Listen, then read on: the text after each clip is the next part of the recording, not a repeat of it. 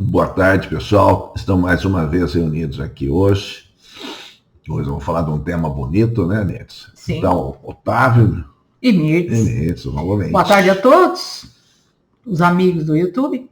Como sempre, planejado, toda semana estamos aqui para mais um estudo. E o que nos traz hoje, dessa vez, o estudo? Quem será? O personagem de hoje escolhido é nada mais, nada menos Joana d'Arc. que Joana d'Arc, a grande guerreira, Isso. a santa guerreira Santa pela igreja, guerreira. né? Então nós vamos falar um pouquinho mais, conhecer um pouquinho da história de Joana d'Arc. Quem que foi ela? Será que é Quem algo foi? desconhecido do Espiritismo? Não, né? Acredito que não. O Espiritismo tem uma visão diferente de Joana d'Arc, né? Sim, sim. Do que é contado na história, né? Sim. Que nós sabemos. Então vamos aprender um pouquinho como é que os espíritas conhecem Joana d'Arc. Joana d'Arc. O espírito de Joana d'Arc, O espírito de Joana d'Arc. Vamos lá, Nitz. Pode Vamos lá. começar. Joana d'Arc, também conhecida como a Donzela de Orleans, nasceu no ano de 1412, no vilarejo de Domremy, atual vilarejo de Domremy-la-Pucelle, na França. Alguns dizem que ela nasceu no dia 6 de janeiro de 1412, mas não existe comprovação disso. Seus pais eram Jacques d'Arc, Isabelle René, e eram camponeses. Os pais de Joana d'Arc tiveram 5 filhos, e ela era a caçula da família. Os irmãos dela, Jacqueline, Jean, Pierre e Catherine. A família de Joana d'Arc era extremamente católica, então vamos entender. E, portanto, a criação dela foi muito religiosa. Além disso, enquanto camponesa, ela começou a trabalhar cedo na terra dos pais. Quem foi Joana d'Arc segundo o Espiritismo? Joana d'Arc não é nenhum mistério para os espíritas. É um modelo eminente de quase todas as faculdades mediúnicas, cujos efeitos, como uma porção de outros fenômenos, se explicam pelos princípios da doutrina sem que haja necessidade de lhe buscar a causa do sobrenatural. Então, vamos entender que uma pessoa totalmente católica, né, extremamente católica, uma família religiosa, nasce uma médium com várias faculdades, ou quase todas as faculdades mediúnicas. Quer dizer, para você ser médium, não importa a religião que você tem. Ela era uma mulher extremamente católica, lutou por Deus e pela França. Então, tem muito disso, de se tornar um ícone da história. Por isso, porque ela lutou por Deus e pela França. Ela era como ela foi conhecida, né, na sua passagem aqui na Terra. E o fato de ser considerada uma santa trouxe mais referências para ela do que teria aí se isso não tivesse acontecido. Ela foi santificada pela Igreja Católica. O que Joana d'Arc defendia? Joana d'Arc alegava que tinha visões, ouvia vozes, né? Nessas aparições sobrenaturais, ela era orientada a tomar parte na guerra contra os ingleses, para expulsá-los da França e para garantir a coroação de Carlos VII, o rei da França. Segue daí. Tudo bem. A Santa Guerreira. Muitos historiadores estudam para entender a origem das supostas vozes e visões que Joana d'Arc alegava ouvir e ver. Atualmente trabalha-se com a hipótese de que alguma doença poderia ter causado isso. As duas teorias falam que ela poderia sofrer de esquizofrenia ou de epilepsia idiopática parcial. Aos 16 anos, ela convenceu um parente a deixá-la em Vaucouleurs, cidade onde estava instalada uma guarnição das tropas francesas. O chefe dessa guarnição era Robert de Baudricourt, e foi nele que Joana d'Arc buscou ajuda. Ela pediu que Baudricourt organizasse uma escolta para levá-la a Chinon, local onde ficava a corte e o rei francês. Em Chinon, ela encontrou o rei francês em uma reunião privada. Não sabemos o teor da reunião e o que foi dito pela camponesa, mas ela conseguiu convencer Carlos VII. Ela recebeu armas, vestimenta e autorização para liderar uma tropa com mais de 7.000 soldados. Joana d'Arc foi fundamental para elevar o moral dos soldados. A vida de Joana d'Arc esteve inserida no contexto da Guerra dos 100 Anos, a famosa guerra, conflito dinástico travado entre a França e a Inglaterra entre 1337 e 1453. Esse período contou com diversos ciclos de batalha, que foram interrompidos por períodos de paz. O que estava em disputa nesse conflito era o trono francês e territórios na Europa Ocidental. Tudo começou com a morte do rei francês Carlos IV, no ano de 1328. O rei da França morreu sem deixar descendentes diretos, o que deu margem para que uma disputa se iniciasse pelo trono francês. Essa disputa ganhou contornos quando Eduardo III, rei da Inglaterra, reivindicou o direito ao trono francês por ser descendente de Carlos IV. Tá? Ele era rei da Inglaterra, mas como ele era descendente de Carlos IV, e ele falou, não, esse trono é meu. Então a nobreza francesa apoiou a coroação de Filipe VI, como rei da França, o que aconteceu ainda em 1328. Isso criou um desgaste entre as duas coroas, e a rivalidade entre França e Inglaterra levou ao início da Guerra dos 100 Anos, em 1337. Joana d'Arc vai à guerra. A longa duração dessa guerra afetou severamente o desenvolvimento do reino da França, pois causou morte, destruição, doenças, fome. A guerra afetava a vida de todos e não era diferente para Joana d'Arc, pois ela residia em uma região cercada de terras dominada por Borgonha, um ducado que era leal à Inglaterra. A vila de Domremy, por exemplo, já tinha sido atacada por aliados dos ingleses. Como vimos, a criação de Joana d'Arc foi extremamente católica. Ela dizia, desde os 13 anos de idade, que tinha visões, ouvia vozes que a orientavam a participar da guerra contra os ingleses. Essas vozes eram de São Miguel, Santa Catarina de Alexandria e Santa Margarida de Antioquia. Diziam que ela deveria liderar os franceses na expulsão dos ingleses, bem como concretizar a coroação do rei da França, Carlos VII. Aos 16 anos, a jovem se convenceu acerca de que as supostas vozes e aparições diziam a ela então. Deu início à sua trajetória que mudou a sua história e a história do país. A mediunidade de Joana d'Arc. A mediunidade deu-lhe o poder de antevidência e predição. Mediúnica, várias vezes, fato que animava cada vez mais as pessoas em prol da defesa da pátria. Para muitos franceses, era um indício de que Deus estava ao lado da França e funcionaram como um estímulo psicológico. Quer dizer, a liderança de Joana d'Arc na batalha, com essa mediunidade potente que ela tinha, de prever os acontecimentos, traçar estratégias, era tão bem sucedida que animava os soldados que batalhavam com ela. Né? E eles acreditavam que isso só podia ser uma coisa de Deus, para favorecer a França de alguma forma. Né? E ela era uma mulher, coisa que não se via. Só o homem ia para a guerra. Raríssimo, não? Raríssimo. Acho que é a primeira mulher na história a ir para a guerra que a gente sabe. E comandante, hein? E comandante, já chegou na liderança. Tal característica de Joana está ligada à sua natureza de druideza, em vida pretérita. O que significa aqui? A classe dos druidas ovados, que dentre outras funções possuíam o dom da profecia. É uma faculdade mediúnica. Então, ela já vem lá de trás, de outras reencarnações, com uma mediunidade que veio evoluindo com o decorrer das reencarnações. Por isso, tantas faculdades mediúnicas numa única pessoa, né? Vamos entender assim.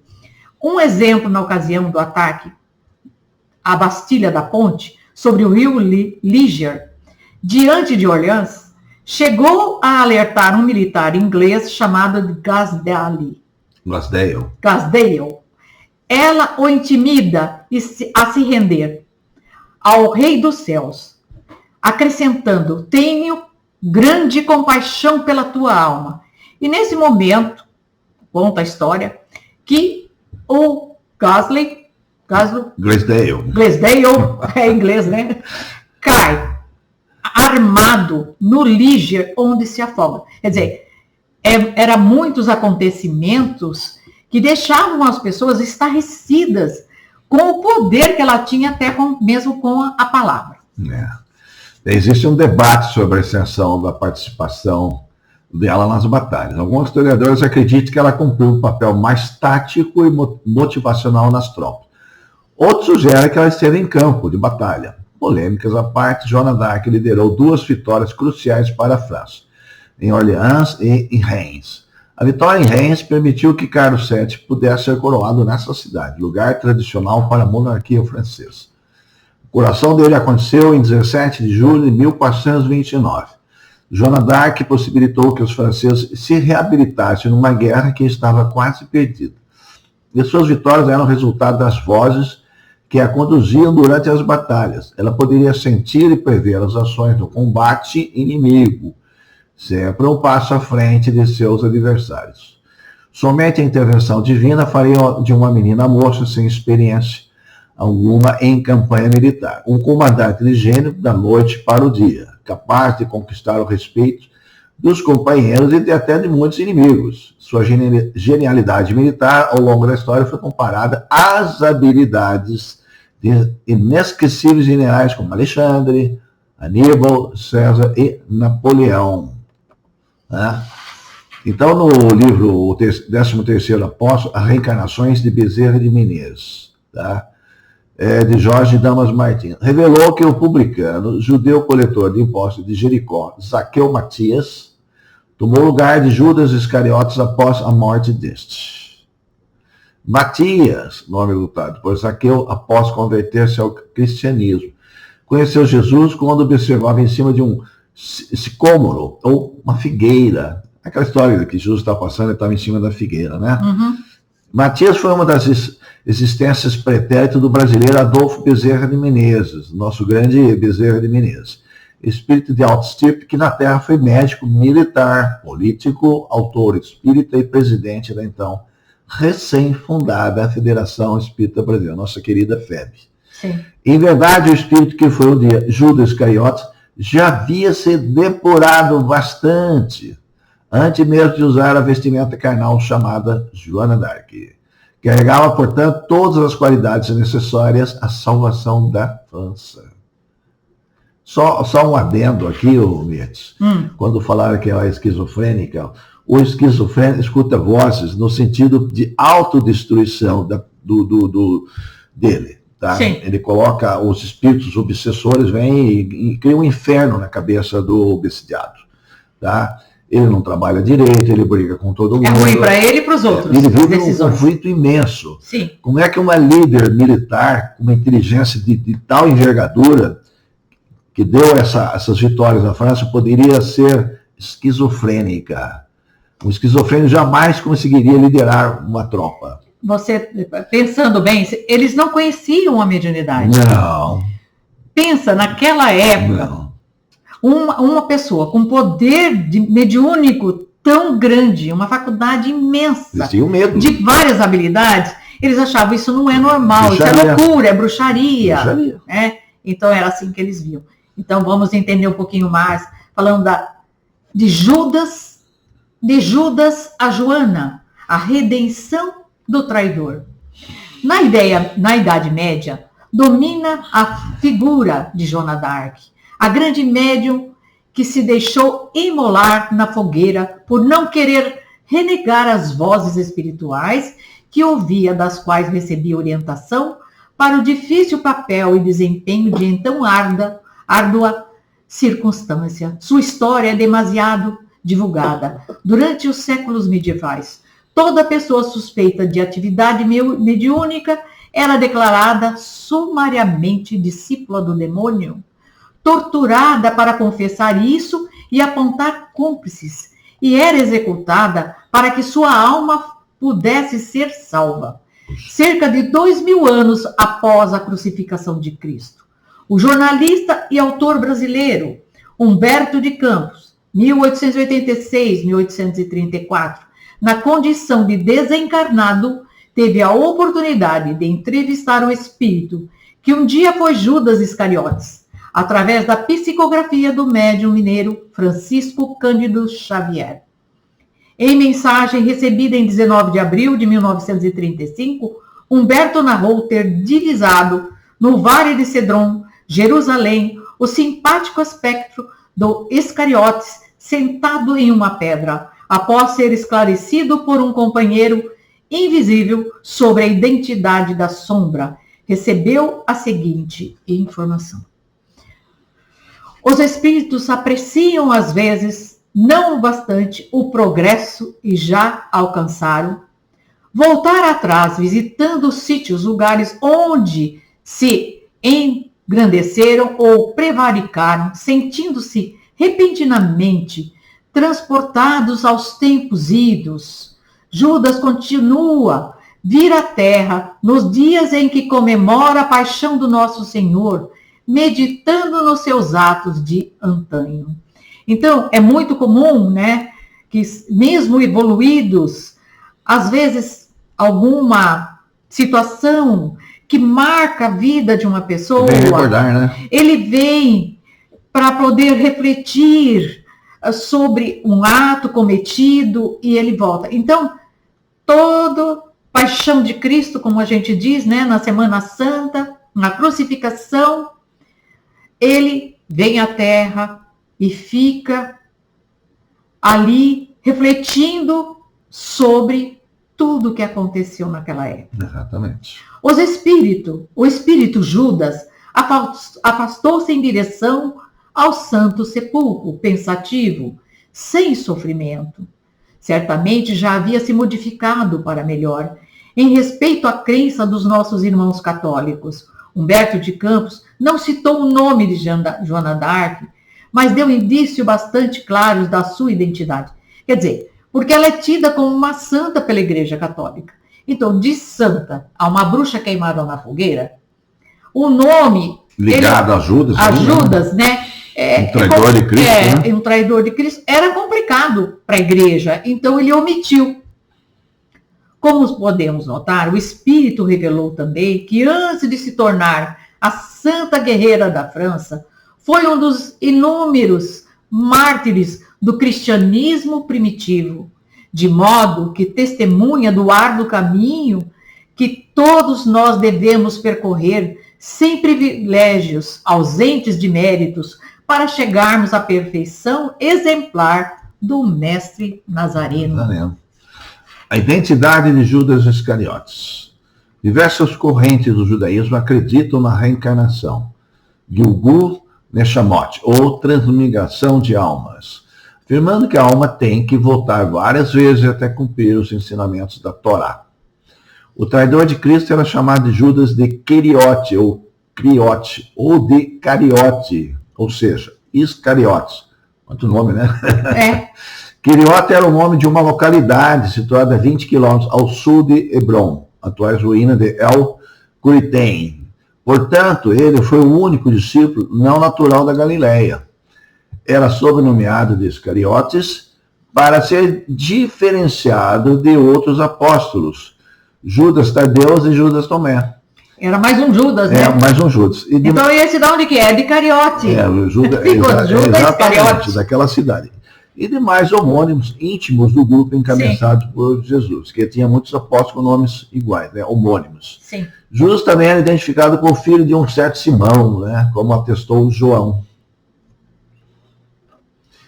Em maio de 1430, né? Nos últimos anos, né? De Joana d'Arc, durante a Batalha de Compiègne, Joana d'Arc foi capturada e vendida para os ingleses. Os inimigos da França estavam sedentos em descredibilizar o papel dela no conflito. E assim que aprenderam, iniciaram um processo de julgamento com diversas acusações, como heresia e bruxaria. Não podia ser diferente, né? Não. O julgamento contou com 100 acusadores e teve a duração de 4 semanas. A condenação da francesa tinha razões políticas, deslegitimar as vitórias obtidas por ela era deslegitimar a coroação de Carlos VII em Reims, evento que só foi possível pela liderança de Joana d'Arc. Assim, Joana d'Arc foi condenada por usar roupas masculinas, cabelo curto, bruxaria, sob a alegação de que as vozes que ela ouvia eram demoníacas. Exatamente. Assim foi condenado à morte na fogueira, uma condenação comum que era dada pela Inquisição aos casos de bruxaria. Você acha que eles iam deixar passar em branco tantas vitórias na França, liderado por uma mulher naquela época? Jamais.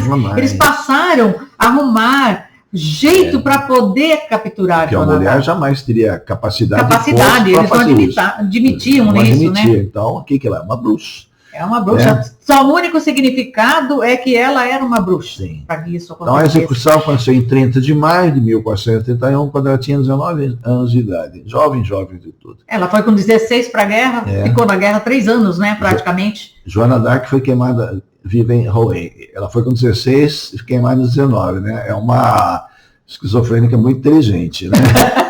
Com 16 anos de idade, com 13 já sabemos fazer, né? Vamos lá. Bom, agora a gente vai entrar num questionamento aqui. Por que Jesus chamou Judas para o apostolado? Para ser o seu apóstolo, né? Essa pergunta fala, poxa vida, ele escolheu logo uma pessoa de fora, né, da Galileia, era o único que não era da Galileia. Ora, como ele mesmo disse, não necessitam de médicos que estão sãos, mas sim os que estão enfermos. Não havia homens perfeitos, exatamente iguais a Cristo, entre os apóstolos, apenas bem intencionados, carvões brutos que um dia seriam diamantes. Cristo provavelmente seria morto, com ou sem a traição de Judas, vamos entender, pois viveu em uma época extremamente violenta, dominada por déspotas sanguinários. Portanto, Judas nunca foi o vil instrumento da imolação do Cordeiro de Deus. Então, com ou sem a traição de Judas, aconteceria. A gente tem que lembrar que, acima de tudo, existe uma programação reencarnatória. Existe todo um trabalho envolvido que nós não sabemos. As missões como a de Joana d'Arc, a condição do Judas que viria, porque ia acontecer, de alguma forma ia. Porque ele ia incomodar, de alguma forma. Porque ele veio com ideais diferentes, totalmente inovados, né? E não seria aceito de alguma forma.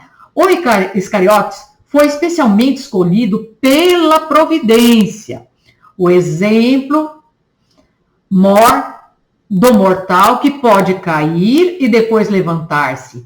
Pode morrer e ressuscitar-se moralmente, como veremos mais adiante. Judas, assim como os demais apóstolos, poderia ter sido um de nós, porque para tornar-se santo, não basta ter dom, deve-se merecer a entrada no reino de Deus.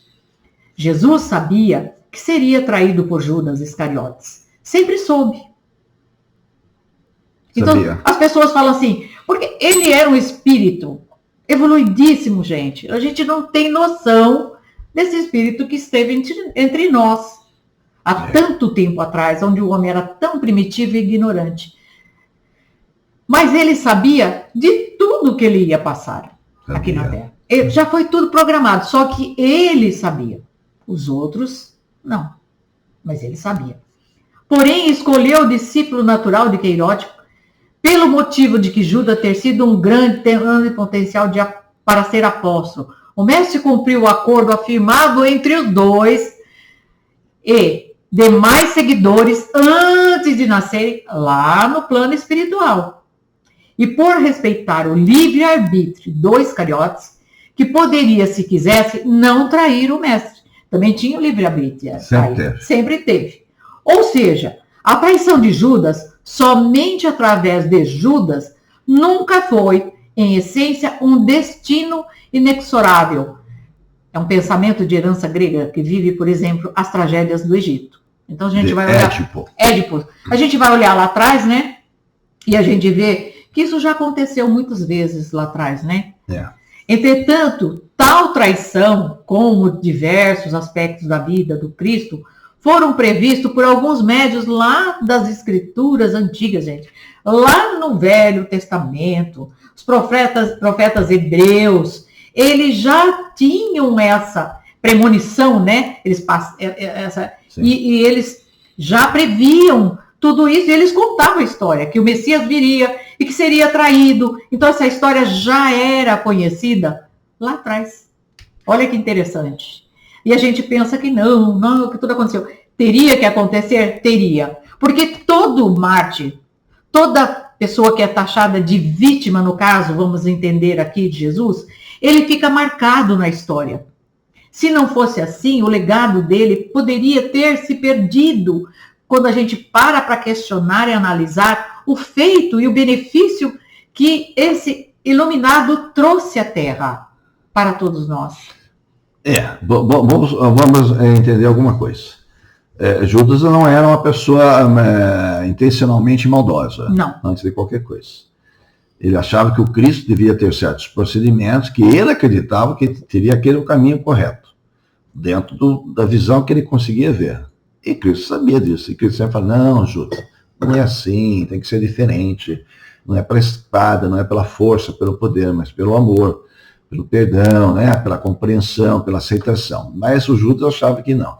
Então aí o Judas traiu o Cristo por dinheiro. Depois ele se arrependeu, né? Profundamente.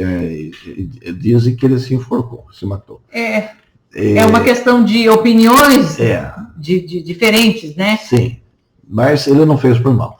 Aí quando Cristo foi crucificado, e quando depois que Cristo sobe, sai da cruz, né, ele sai do sepulcro, uma das suas ações foi descer até o umbral para resgatar Judas. Sim.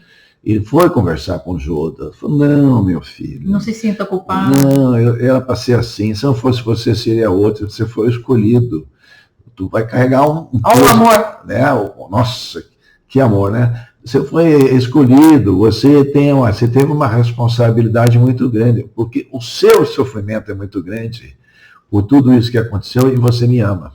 Então vamos sair daqui, né? Você vai ser resgatado, você vai recuperar através dos próximos anos, das novas reencarnações, e vai subir aonde você tem que subir, porque é o seu lugar merecido. Então, ele volta... Ficou aos cuidados de Maria, de Nazaré, né? Porque Judas é um espírito que achava que tudo tem que ser feito pela força, pela ação, etc. Você vê... Volta com Joana d'Arc.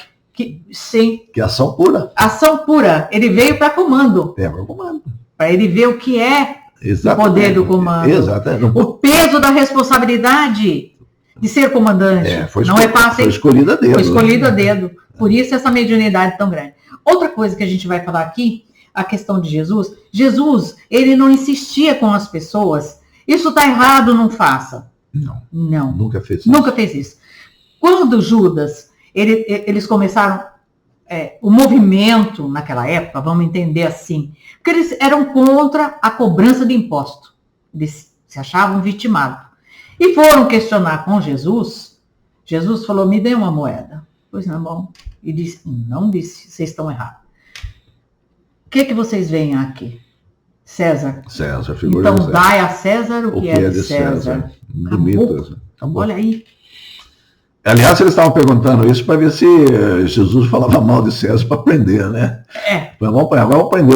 O tiro saiu pela culatra. Não, ele já sabia a intenção. Já sabia, muito inteligente, e deu a resposta adequada. Então, dá a César o que é realmente de César. É dele.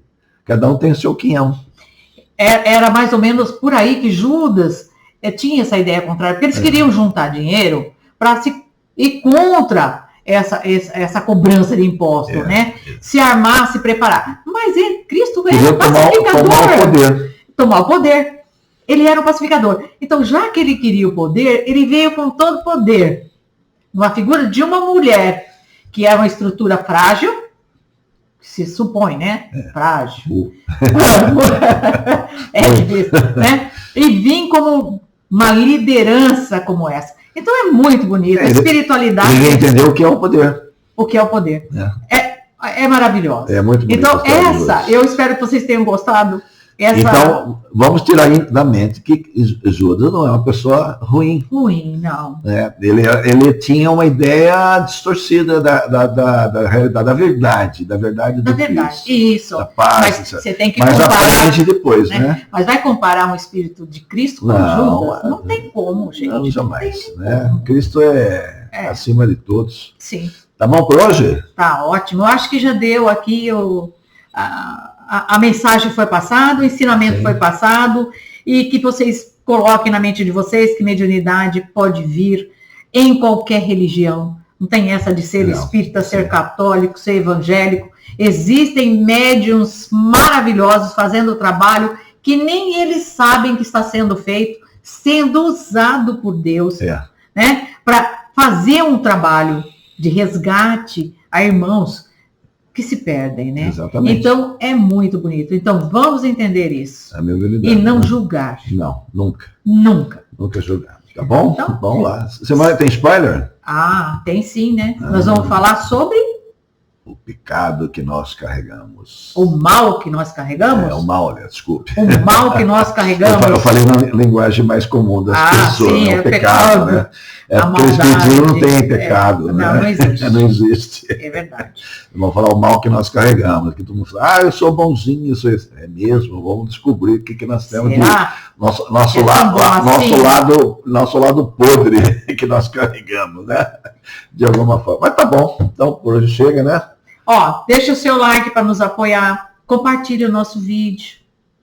Isso. Seja um divulgador dos ensinamentos de Jesus, que o nosso propósito não é outro a não ser aprender junto com todos vocês. Exatamente. Bom, semana que vem estaremos aqui de volta. Que Deus abençoe a vida e a família de todos vocês. Todos nós. Fiquem todos com a paz de Deus. Paz e bem.